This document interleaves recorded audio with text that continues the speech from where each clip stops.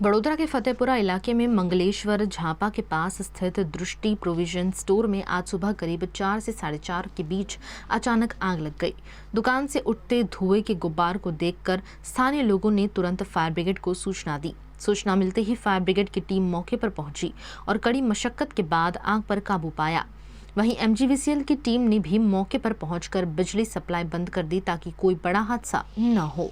दुकान मालिक अनिल सोलंकी के अनुसार दुकान में रखा पूरा सामान जलकर खाक हो गया है, जिसमें बिस्किट, अन्य खाद्य सामग्री और सफाई में उपयोग होने वाले झाड़ू का बड़ा स्टॉक शामिल था। इस आग में करीब 3.5 से 4 लाख रुपए का नुकसान हुआ है।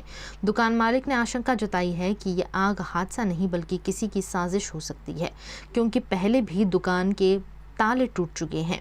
फिलहाल पुलिस ने मामला दर्ज कर जांच शुरू कर दी है। गौरतलब है कि वडोदरा शहर में गर्मी की शुरुआत के साथ ही आग की घटनाओं में लगातार बढ़ोतरी देखने को मिल रही है, जिससे लोगों में चिंता का माहौल है।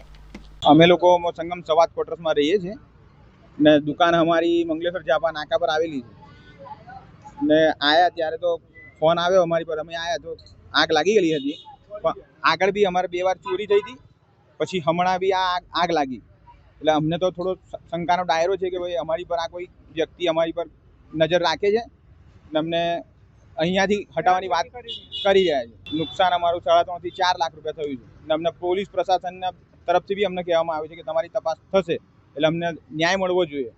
હા, કારણ તો અમારે એવું છે કે અમે આયા ત્યારે આગ લાગેલી જ હતી અને લાઇટ પણ ચાલુ હતી, લાઇટો બી ચાલુ હતી, પછી આયા પછી લાઇટનું કનેક્શન કાપી નાખેલું છે એટલે અમને તો થોડો ડાઉટ છે જ, શંકા છે જ કે અમને અહીંયાથી દુકાન ખાલી કરીને અહીંયા સંગમ સવાદ રહેવાનું ને અહીંયા દુકાન ખુલી છે એટલે અમને ખાલી કરાવવાનો એ લોકોનો પૂરેપૂરો ઈરાદો છે એટલે અમને થોડી શંકા તો છે જ। અમે લોકો આજે 20-25 વર્ષથી દુકાન ચલાવીએ છીએ। હા, ફરિયાદ તો નોંધાવી પડશે, અમે પ્રશાસન પર પૂરેપૂરો ભરોસો છે કે અમને ન્યાય મળશે।